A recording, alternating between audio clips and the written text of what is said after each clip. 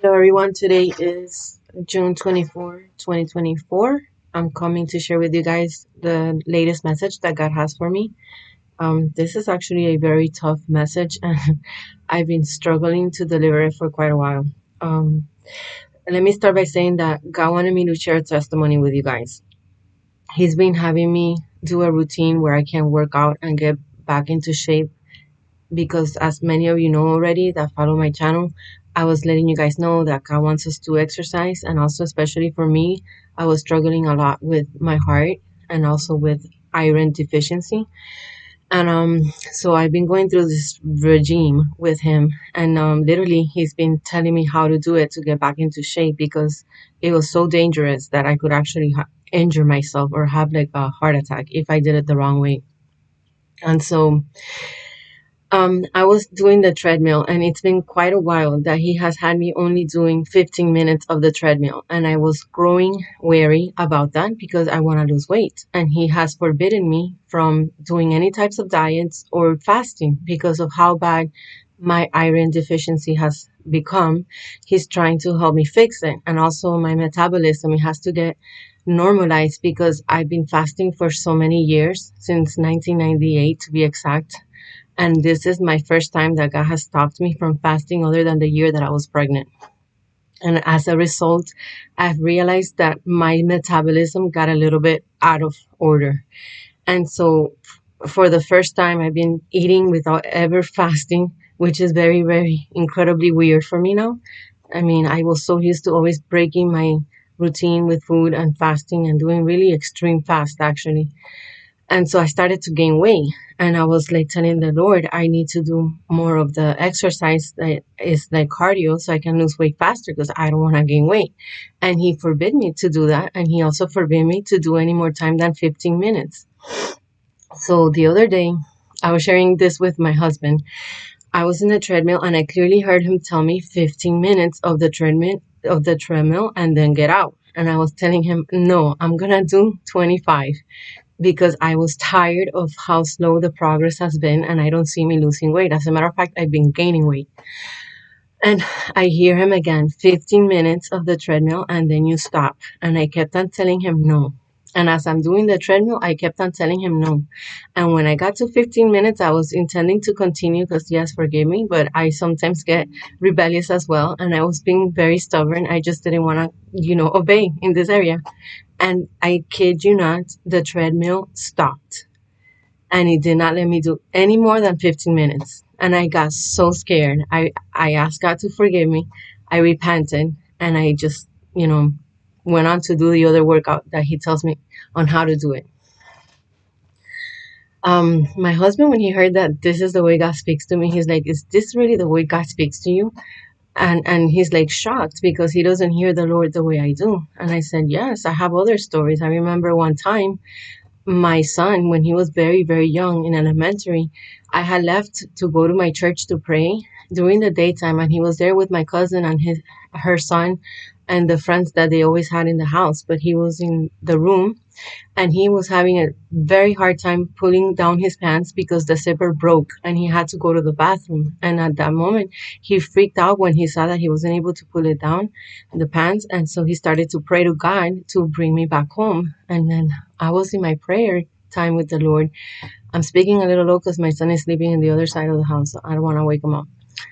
I was praying in my time with the Lord, and I was just asking. I had just begun praying, and I was starting to pray, and I hear clearly, and the Lord telling me, "Go home." And I was like, "I don't want to go home. I just got here. I just want like 30 minutes, and then I'll go home." And then He kept telling me, "Go home," and I kept trying to pray, and He would not allow me to pray. He would just keep telling me, "Go home."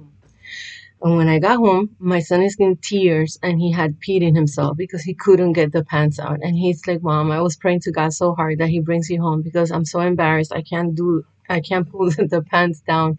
And the zipper was genuinely really broken. I had to struggle myself to get it out. And so he can go to the bathroom. And then that event gave him a lot of faith, my son, because I remember telling him I was not coming home at all. I just heard the Spirit of God commanding me to come home.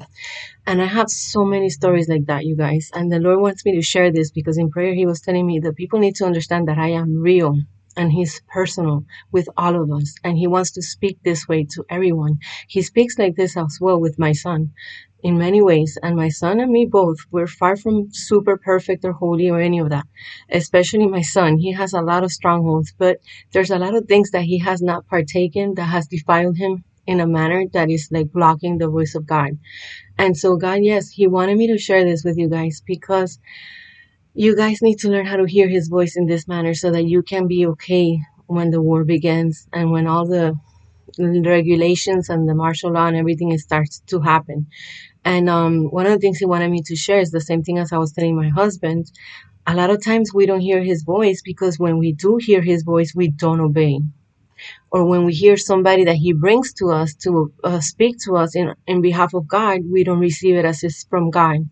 And so he stops talking. Like, you gotta be obedient. The more you obey him, the more he reveals himself to you.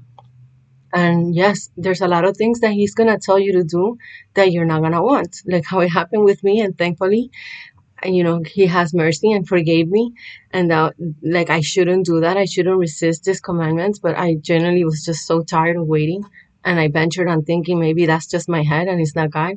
Let me continue. But, it is very important that I obey him concerning my workout routine because I don't want to have a heart attack. And I need to be careful. I need to be careful to do it at his pace so I don't hurt myself. But sometimes I grow weary and I grow impatient like everyone else.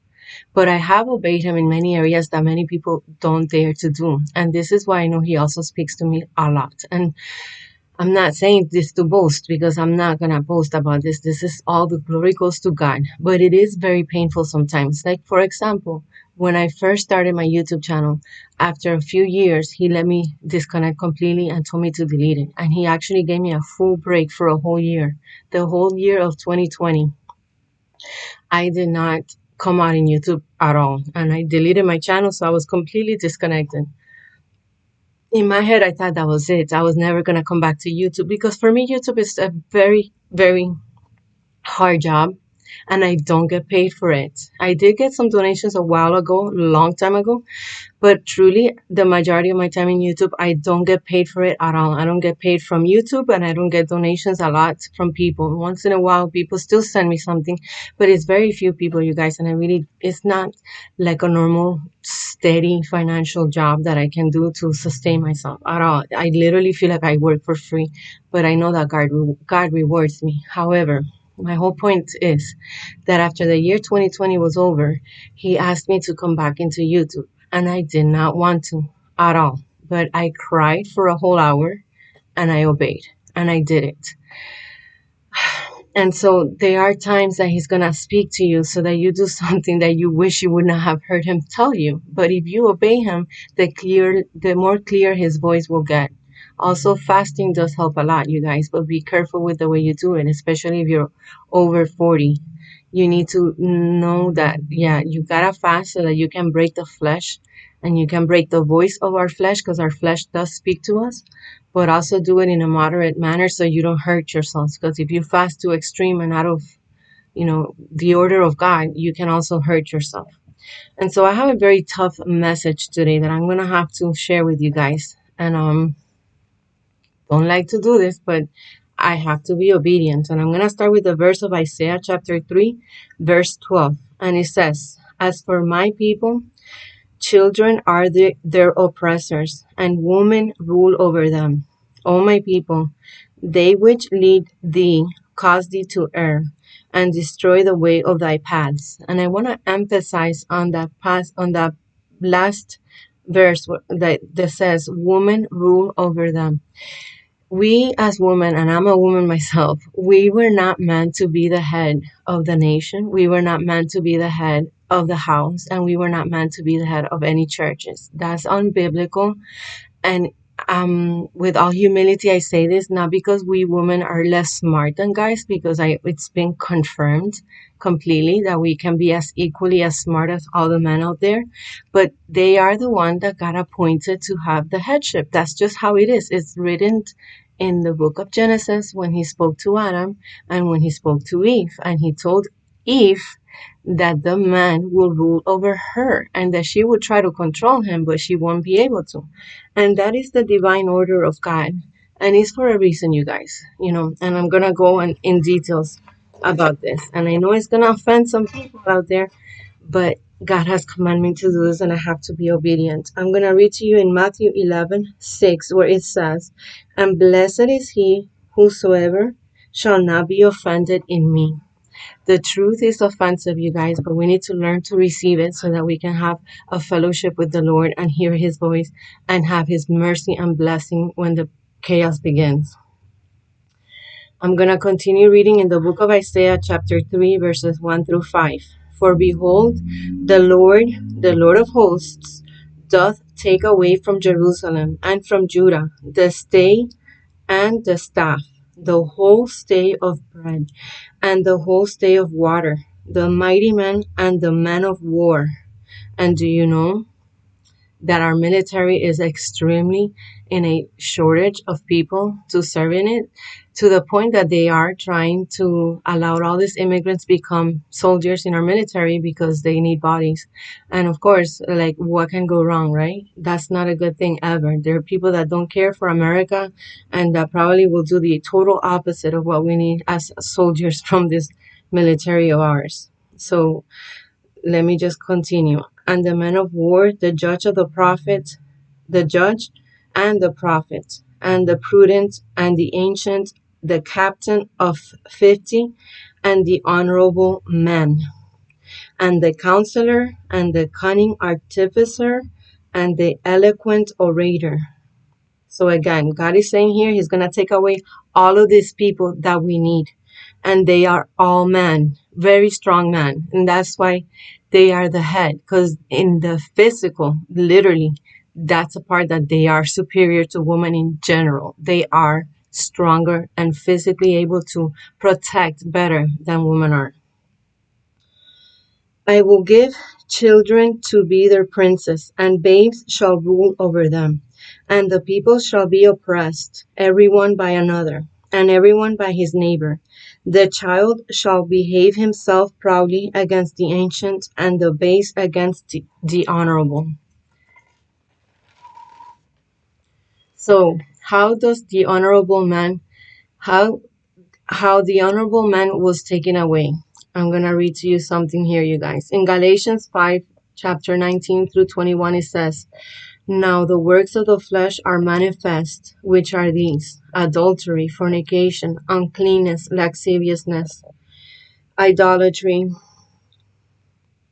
witchcraft, hatred, variance, emulations, wrath, strife, seditions, heresies, envyings, murders, drunkenness, revellings, and the such like, of the which I tell you before, as I have also told you in time past, that they which do such things shall not inherit the kingdom of God."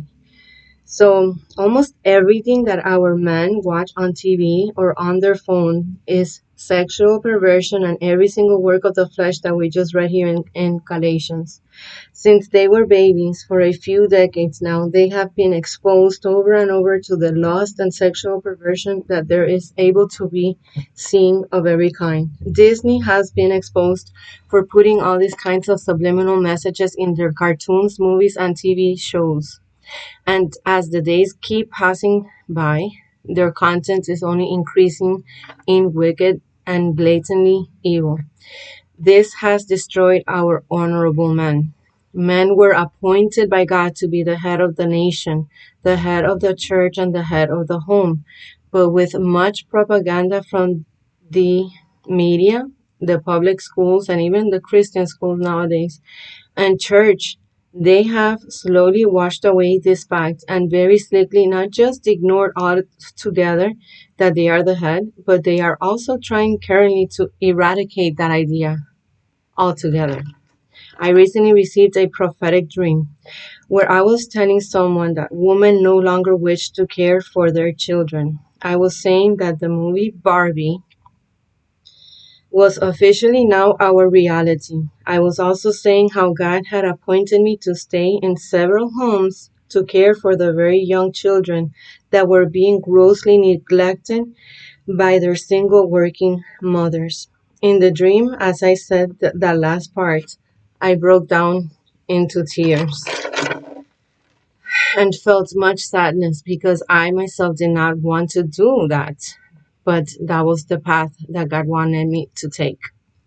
And again, when you obey certain tasks that He asks you to do, His voice gets clearer and louder in your conscience because he sees that it's worth it. Like, he's not gonna feel like I'm gonna talk in vain. I'm not talking to the wall. This person is listening. So this combination of neglecting young boys while exposing them to so much wickedness has created a generation of insecure, emasculated, and malnutritioned as well men that seem to be stuck in adolescence when they should look like mature men in their mid 20s or early 30s. Raising a generation of males without a father figure in the home has also contributed greatly in the development of these men, who many of them lack testosterone or a basic manly or masculine demeanor. And I'm gonna leave you guys with a video in the description box. My son was showing me this a while ago. I'm gonna try to find it. If not, I'll put another one. But there was a video that he showed me where they were comparing the youth, the guys that were in between the ages of 20 to 30, to the guys now in this day and age of the same age group. And it's an incredible difference. The men of the 90s, they looked like mature men. And today, our young boys, the young men look like young boys. They look like they haven't matured. It's kind of weird and it's very scary. I know they also have been altering the food, and it has affected a lot because the food has a lot to do with testosterone as well, and also the keeping the people inside their homes versus playing outside under the sun. The sun has testosterone that we get from it. So a lot of these guys that are in this generation have grown up with no sunlight, very little of it, and it has affected them because sunlight does give you testosterone. So there's a lot of things there. I'm gonna try to leave that video so you guys can see that I'm not. This is actually happening. We have a generation that is like doesn't look like men. They look like boys, and they should be already mature looking. There has been a massive attack against masculinity because the enemy understands that they were designed by Almighty God Himself to be the protectors and the providers for everyone else. Now, how are women ruling over? Well, let me start by saying that by putting the woman in the workforce, and please, I don't mean to offend anyone, but by putting them in the workforce and out of the home, the elite were able to turn our society upside down. First of all, the moment the women were no longer homemakers and instead working just like the men were demoted by default. Now women no longer looked up to a man since they do the same as what they do. Believe it or not, this by itself is a huge problem because in general, women are attracted to men who are stronger than them.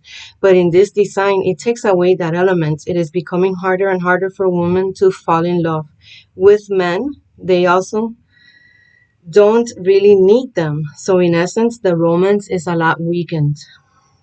Moreover, when both people work, the household chores become a problem. Many men, and I saw this with my mom and dad, they refused to help out in the home after they came home from work. I mean, my dad helped a lot, but when he wasn't working. But when he worked and my mom worked too, she had to do everything. And that's just not fair, you guys. And that was the problem with a lot of people since the feminist movement became something trending. Like it was impossible for the men to accept that now they had to help in the house. They wanted to keep, their role as the provider, and the woman they wanted her to pay the bills, but also do everything in the house, and that is just unfair. And it also is bad for the mental health of the woman and for their physical body, for the health of the body. So many men refuse to help out at the home after they came home from work, and the women who do it all get burned out or they neglect very important tasks such as their children. While also many working women could not endure the amount of work and what it seems to them as being a slave to the house and to the job. And thus they ended up getting a divorce because of this. And I hear a lot of people trying to debate that working women are the ones that usually ask for a divorce and that's why they are the problem. But I totally agree that if the woman is doing everything and the guy is not helping them out, it's not a life that is endurable. My mom died from cancer, and I always thought that it was because she got burned out. Because my mom could have been saved had she gotten herself checked up earlier in her cancer stage, but she was always too busy. She couldn't go to the doctor and she couldn't take care of herself. She didn't have time to exercise. She didn't have time to sleep. I saw her. I saw her so exploited. All she did was work like a mule, and she died in her 56 years old. She was young. And this is why too I'm such a strong advocate for all of this type of topic and debate. It is not right for the woman to be this exploited. Either the man has to help in the house 50-50, or the woman should actually leave, or she's going to end up like my mom. The way women have been raised onto a pedestal while simultaneously emasculating our men has also caused a major discrepancy among the youth and the genders in our youth. Let me explain. We now live in a society where the average young male is finding dating an American woman extremely difficult because the typical young American woman of today is almost like a celebrity. They have a massive following in social media and all this crazy amount of friends. And they also get a lot of money from the YouTube that they make or from the Instagrams and from all that. They have thousands of followers on social media and the never ending praise from everyone. They also have an easier time earning a living since they get to collect money from all their fans in social media while they post pictures of themselves in bikinis or very sensual clothing, which has also tainted our young women because, first of all, that's a disrespect to the man. If they're dating somebody and they're doing that in the social media, whoever they're dating as a male is already being disrespected because that's not something you do if you have a partner. And that for that man, that's not right. But this become the norm. This discrepancy between the genders will only lead to a lot of single people in the future. And so imagine dating someone as a man who has an internet fan base and comes out almost naked all the time. How emasculating is that? I remember in the 90s, guys will get turned off if the woman was talking to a lot of guys. Like, I had a lot of friends, and the girls that I had that I was friends with were kind of good girls, and nothing like today's youth. We had five, six, seven guys maybe that praised us and liked us if we were even pretty, and if you were not pretty, you were not getting praised at all. But now girls that are young, they're like a celebrity. It's like dating Shakira or Jennifer Lopez. And imagine an average guy who's not making that much money. He's in his early 20s, making a normal amount of money or even not normal, a really bad income, and trying to date this woman that are like a celebrity. It's very frustrating for this young man. And it's breaking the family cycle. This is all done by design, you guys, because they want to kill love, and they have, and they want to destroy the bond between man and woman. I also think this is part of the LGBT agenda. So people go the other route and creating a lot of lonely, mentally ill, and frustrated people.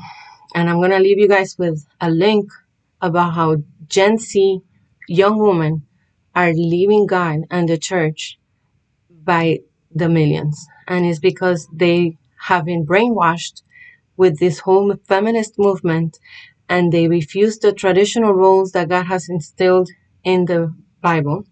Although I'm surprised because a lot of these Christian churches that are mainstream are super feminist. But I saw this news clip and I'm going to just share it with you guys because it's all about what I'm talking about. And they're very lonely, according to this report, the woman. The guys too. The guys are very lonely and frustrated because they can't find a wife.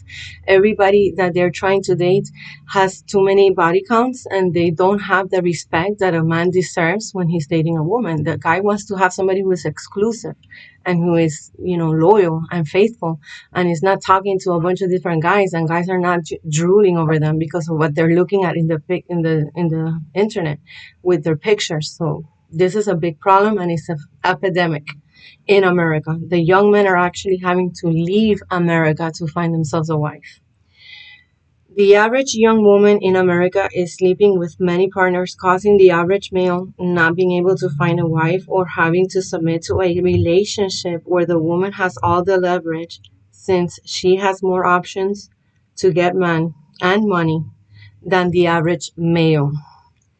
This way, the young males aren't really able to set up boundaries or with the and with this woman because they know the woman will simply leave them and find a man who will endure their promiscuous lifestyle while dating them. This is how the women in America are currently ruling over now.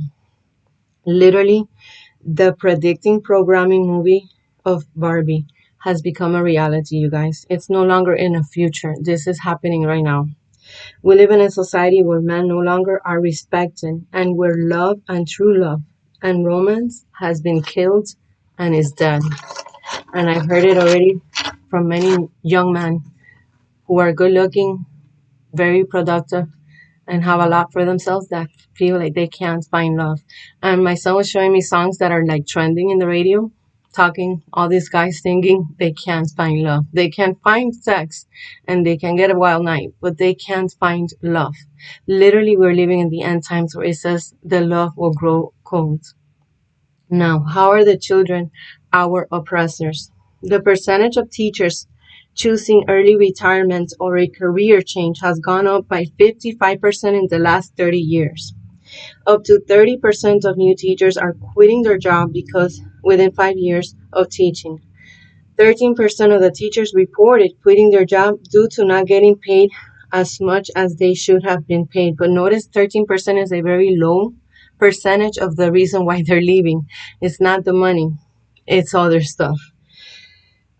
This was posted on March 28, 2024, and I'm going to leave you guys with the link. It's in thinkimpact.com. In the US, kindergarten to 12th grade teachers are the number one most burnt out profession.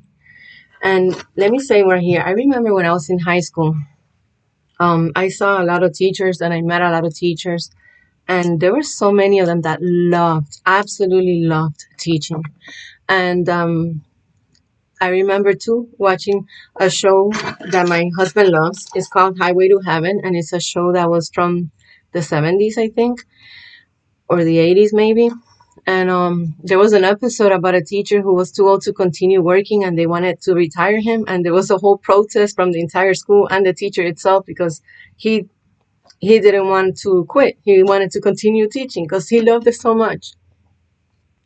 That used to be a very loving job. And I remember my teachers, there's so many of them that I remember that he used to love teaching, and they had been there for decades because the students were nicer and the kids were more obedient. They were more humble. They were more wholesome. They were not distracted with their phones because we didn't have phones, and they were not rude. And I'm going to add in here, back in the days, it wasn't trending for parents to speak bad words in front of their children, and God forbid to talk to the children using bad words. Thankfully, with me, my parents never addressed me with a bad word ever.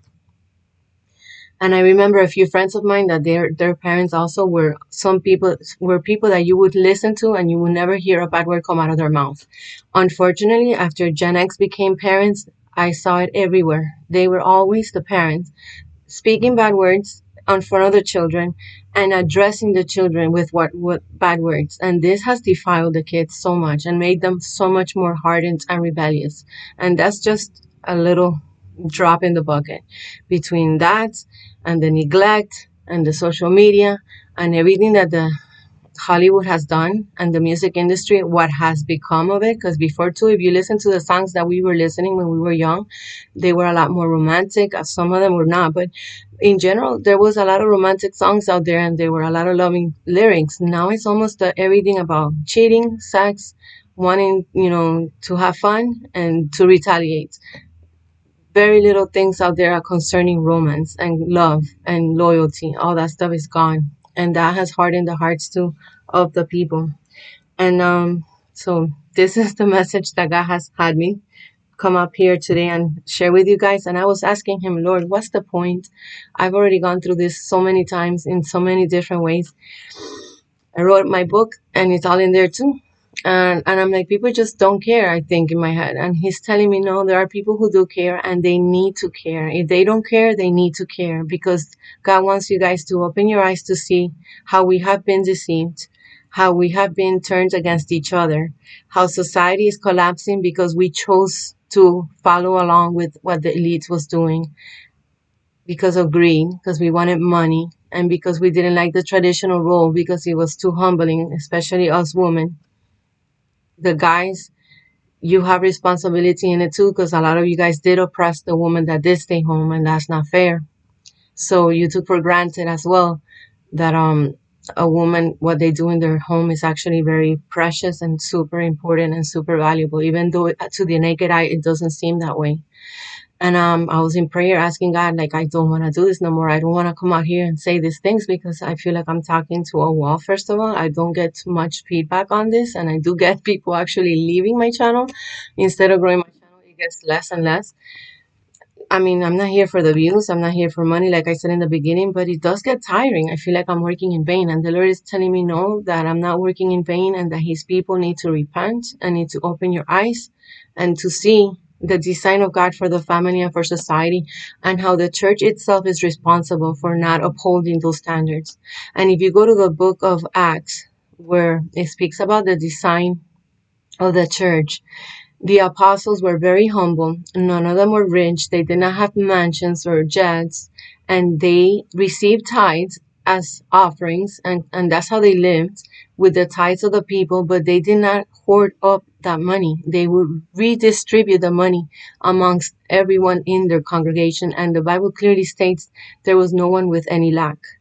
That's not capitalism, I assume. It's a different system. They were like a family, literally. They were taking care of each other, and the government had no place in that. That's why they were able to stay put in their thing, because once you have the government with the welfare and with the giving you food stamps and with the helping you with the kids in the schools, that's when you let them take over and control over you. And so the church is the first one that needs to repent. That's why God has me out of the church. The church is in sin. The prosperity gospel, guys, is definitely not from God. And if you are in one of those churches, you need to get out, because that's the first churches that are going to get very judged when the war begins. God is not happy, is not pleased. He was humble. Jesus was a very humble servant when he came to this earth, and that is the example he gave us for a reason. He wanted us to be humble. He says in the Bible, put your eyes on heaven and store your treasures in heaven, so that the thief cannot steal your treasures. You cannot be storing up treasures here on earth. That is not biblical. We are to be receiving money and maintaining ourselves and caring for our families, but also distributing it to the needy and not hoarding it up with a bunch of luxurious cars and mansions and all this and all that. That's not from God. So I hope I covered everything God wanted me to cover, and thank you for watching my message, and may God bless you. Please stay strong out there. God bless.